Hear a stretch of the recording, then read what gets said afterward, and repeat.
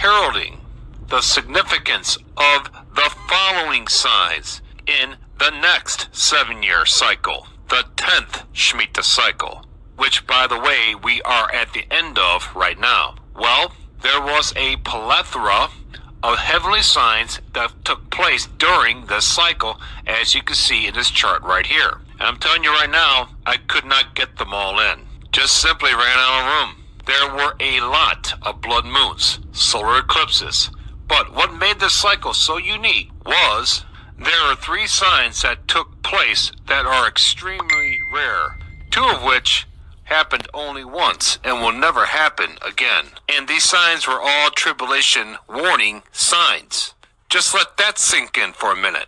First of all, we had the Revelation 12 celestial sequence that parallels the book of Revelation chapter 12 and what happens in that chapter. That sign never happened before and will never happen again.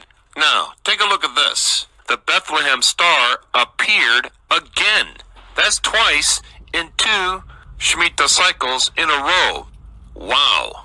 This sign only happened once in history, 2,000 years ago, marking the birth of our Messiah, Jesus Christ. And then it shows up now, and doesn't happen just once, but twice? Once in the 9th cycle, and now once here in the 10th cycle? If it marked his coming to the earth back then, is this marking his coming to the earth, perhaps even at the end of the next cycle, or even going into the 12th cycle? Now, if the Bethlehem stars weren't enough, take a look at this.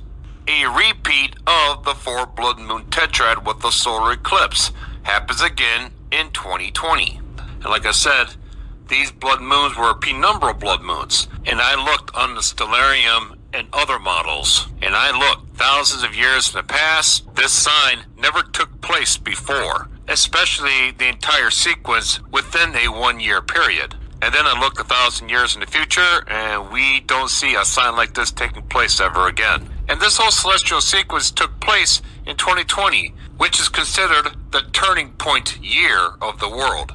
The year when they launched the global pandemic, which is leading everything globally into the 7-year tribulation. So right there are 3 different celestial signs, 2 of which are non-existent in the past or in the future. These are heavenly signs that are pointing to the tribulation, and what are the chances that all 3 of them take place in the same 7-year cycle, the one we're in right now, the 10th cycle.